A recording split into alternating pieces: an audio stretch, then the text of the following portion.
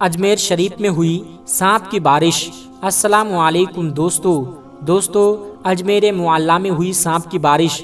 और दोस्तों, जब हो गई अजमेर शरीफ में सांप की बारिश तो फिर क्या हुआ, और जब सांप की बारिश हुई तो इन सांपों ने क्या किया। दोस्तों, एक सनसनीखेज वीडियो आपके सामने रखने जा रहे हैं, उस धरती से जिस धरती के राजा महाराजा गरीब नवाज सरकार हैं।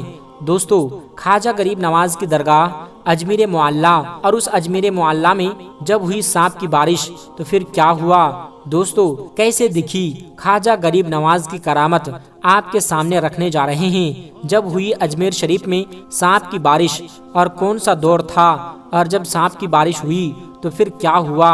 दोस्तों, गूंज उठा हर तरफ अल्लाह अकबर। इससे पहले कि वीडियो का आगाज करें, आपसे गुजारिश करेंगे, अभी तक आपने हमारे चैनल को सब्सक्राइब नहीं किया है तो अभी सब्सक्राइब कर लें और साथ में लगे बेल के घंटे को जरूर दबा दीजिएगा ताकि आने वाला हर वीडियो सबसे पहले आप तक पहुंच सके।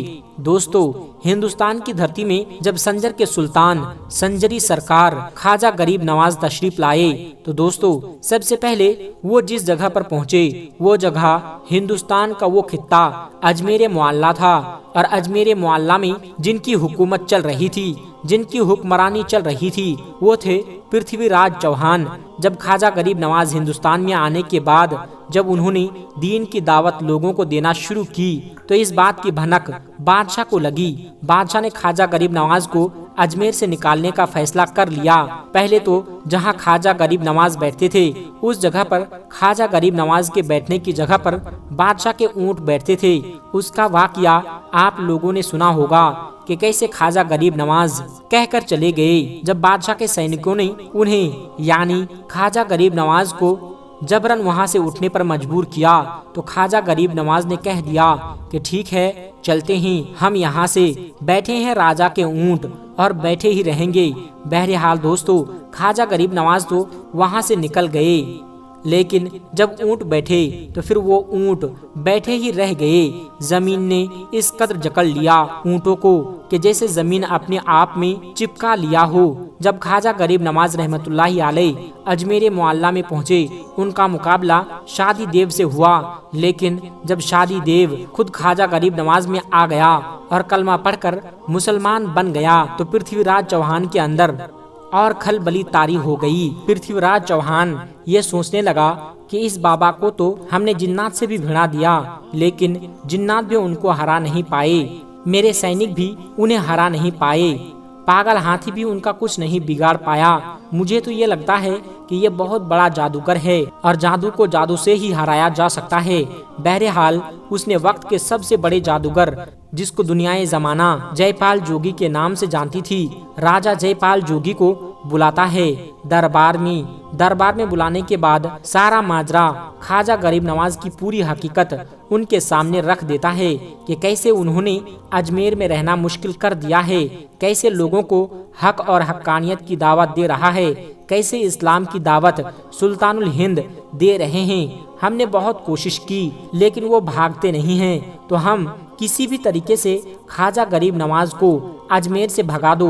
अब दोस्तों, वो उस वक्त का सबसे बड़ा जादूगर था, बड़ा घमंड में था। उसने कहा, बादशाह टेंशन लेने का नहीं, मैं हूं ना, मैं पल भर में उनको भगा दूंगा। और अगर वो अजमेर से नहीं भागा, अजमेर को खाली करके नहीं गया तो फिर वो जान से भी हाथ धो सकते हैं। बहरहाल जयपाल जोगी ख्वाजा गरीब नवाज से भिड़ने के लिए चला जाता है, साथ में लगभग 2500 छोटे छोटे जादूगरों को भी लेकर जाता है। जयपाल जोगी के आने की खबर ख्वाजा गरीब नवाज को मिल जाती है। मुरीदों में थोड़ा सा डर भी था कि जयपाल जोगी वक्त का सबसे बड़ा जादूगर था। सुल्तानुल हिंद ख्वाजा गरीब नवाज को बताया जाता है कि हुजूर, आज आपसे मुकाबला करने के लिए जयपाल आ रहा है। वो जयपाल जिसकी जादू का कोई काट नहीं कर सकता है, वो जयपाल जो आज तक किसी से हारा नहीं, जिससे भिड़ा है वो बर्बाद हो गया, निस्त नाबूद हो गया। ख्वाजा गरीब नवाज के सामने जयपाल की बातें रखी जाती है। ख्वाजा गरीब नवाज कहते हैं कि मेरे मुरीदों, तुम घबराओ मत, मैं एक दायरा खींच देता हूँ, एक लाइन खींच देता हूँ। इस दायरे के अंदर जब तक मेरा मुकाबला जयपाल से होता रहे तुम में से कोई भी इस दायरे से बाहर नहीं जाना। बहरहाल ख्वाजा गरीब नवाज ने एक लाइन खींचकर एक लकीर खींच दी। सारे मुरीद उसके अंदर आ गए। अब जयपाल आता है, ख्वाजा गरीब नवाज को धमकाता है। उसके बाद ख्वाजा गरीब नवाज उनसे डरते नहीं हैं। दोस्तों, सोचने का मकाम है कि जो अल्लाह से डरने वाला हो वो भला किसी जादूगर से क्या डर सकता है। ख्वाजा गरीब नवाज के ऊपर जयपाल की किसी भी बात का कोई असर नहीं होता है। जयपाल गुस्से में आ जाता है, अपने चेले चपाटों से कहता है कि इन पर फिजा में जादू करो और उनके ऊपर सांप की बारिश कर दो। दोस्तों, उसके बाद लोगों ने ऐसा जादू किया कि आसमान से सांप बरसने लगे। जी हाँ दोस्तों, आसमान से अजमेर मुअल्ला की धरती में सांप बरसने लगे। खास तौर पर जिस जगह ख्वाजा गरीब नवाज और उनके चाहने वाले थे वहाँ सांप बरसने लगे।